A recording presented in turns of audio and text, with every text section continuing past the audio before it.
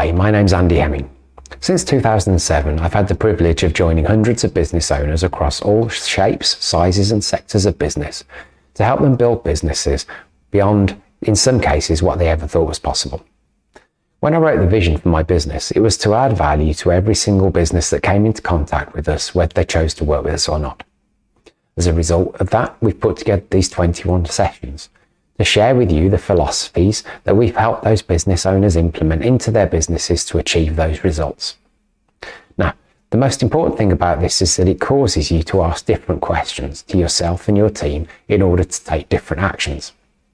Only then will you get different results.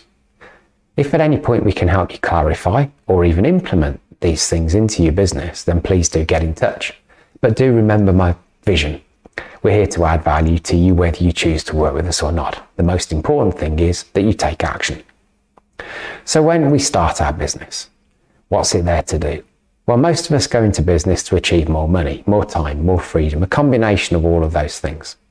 As the business grows, we bring on a team to help us on that journey. And that team should help us serve our customers and delight them so that they keep coming back. As a result of all of those things, we end up with a great business that helps us have a great life. Now, before we delve into any detail here, let's think about what a business actually is. When I ask people, they tend to give answers like something that makes a product or service, and that of course is true. Something that makes money, that's true as well. But there's an omission, isn't there? Because you see, our definition of a business is this. It's a commercial profitable enterprise that can work without you. Now, why is that important? Well, at some point there's an inevitability about the fact that you will have to leave your business. So if it's going to be sustainable, it has to work without you. Up until that point, it's a choice, of course. So we're talking about building choice into your business. Really important distinction. So let's set that up as a definition of a business and start to think about what can create that. Well, the thing that we're going to talk a lot about over these next sections is systems. So what are systems?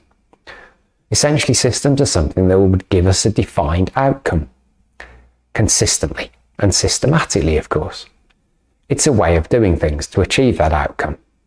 It's also a performance standard because that expected outcome is a standard. It's either as we want it to be or not as we want it to be.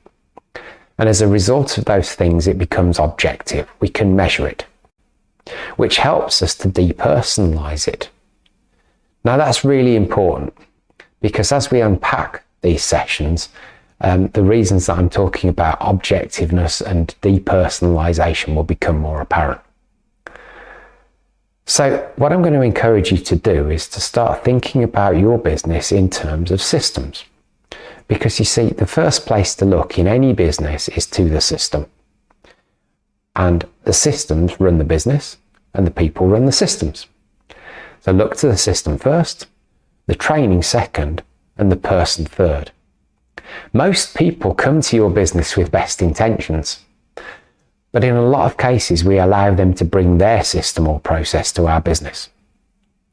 Now, there's a really important thing to consider here, you see, because though with best intentions, when people bring their system to your business, how consistently can you serve your customers? You see, there's quite often a reason why business owners tell me that the customers are still wanting to stay in touch with me or contact me. It's because they know what they're going to get from the business owner, but we've not leveraged that through the business. So this is really important as we start to think about the landscape of building a business. So please lock that in. The systems run the business, the people run the systems. So always look to the system first, the training second, and the person third. We'll talk way more about that as we go through these 21 sessions. So being in business, it's all about success, isn't it? We all want to have successful businesses and lives. There's a formula for success. Let's talk about that. Where should we start? Well, we all have dreams. Now the thing is this, what are the constraints on dreams? Well, there are none, are there? You never wake up in the morning and go, I had that dream last night. Oh, that's not allowed.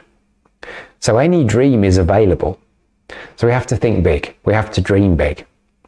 Now, sometimes we can undermine ourselves with regard to those dreams because we think that's not possible. But the truth is, how do we know? You see, a great standpoint here is if somebody else has achieved it, then you can too. You only have to find out how. So that's not possible isn't a great response when there's evidence that it can be achieved. So start with the dream. What's the quality of your dreams right now? Because if the quality of your dreams is low, then the rest of this equation will bring low quality, won't it? Whereas if the quality of your dreams is high and great, then it's going to cause you to ask better, different questions to move towards them. Now, dreams, of course, are just dreams, and that's okay, but they're not really tethered to anything yet. So we have to think about goals, which are the next stage. Now, of course, dreams are a goal, but they're a very big goal. So we have to bring them back into something a bit more tangible. So what are goals there to do? Well, three things really. First of all, they should enroll and inspire you. It should be a strong enough emotional connection to that goal to draw you towards it. In other words, should always keep you moving. That's the second point about a goal, isn't it? It should keep you moving. Because a goal is something away from where you are now, a different, better place where you have to move towards. And the third part is this. We normally have to grow into our goals because, and we'll understand more about this later, if we set goals within our current comfort zone, then they're probably just a task list and not a goal. Goals should bring up fear and excitement. And the fear comes in that first question that I asked, which is, I'm not sure whether that's possible. But if the evidence is out there, the next step is to go and learn how. That's the third step in our equation. So we've got to learn new things to go and take different actions to achieve our goals and dreams. That learning comes in combination with a plan. So we've got to bring our plans back from long-term, say 10-year goals, maybe shorter, maybe longer, depending on where you're looking, into 5-year, into 1 year, into 90-day, into daily goals. Of course we have, through a planning process. Now, it doesn't have to be a complex plan, because at the end of the day, as long as you're clear on your destination, journeys change. It's really important to know the journey with significant clarity, the stuff closer to you, but further away, as long as you're clear on the destination, then that's okay. So we create a short-term operational plan to move you towards those goals. That drives our action, because without a clear plan, how do we take clear action? And that should all wrap up to drive the success, which should link back to the dreams and the goals that you started with in the first place. But there's a very clear order of events here. Start with the quality of dreams. Then think about the quality of your goals in relation to those dreams. Then think about what you now need to learn to go and achieve those goals and dreams. Then put it into a plan. Then start to take action. And as a result of that, success will follow. Over the next 20 sessions, we'll be unpacking all of the thought processes around building that success to achieve those dreams. Now, with each session, there's going to be some work to do. Of course there is.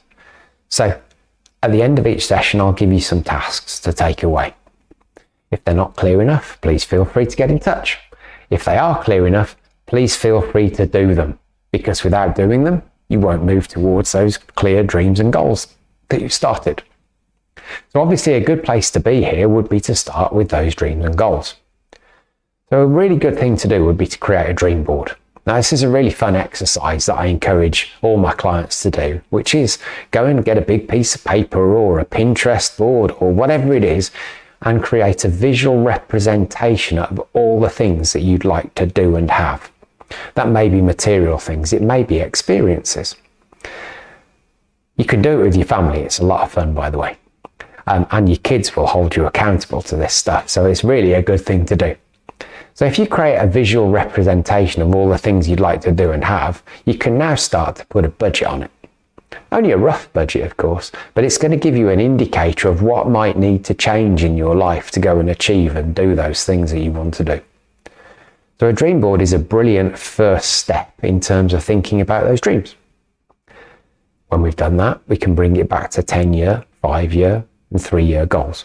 Now, start with the end in mind, Stephen Covey says, and we plan backwards, not forwards. So those goals should be big as a result of those dreams. They should scare you. They should bring up fear and excitement. It starts to get important to get real clarity around the 1 year goals. We need to know where we're going to be 1 year from now. Now, most people overestimate what they can do in 1 year, but underestimate what they can do in 5. So it's really important to set realistic goals. The acronym to remember here is SMART: specific, measurable, achievable, relevant, and time-bound.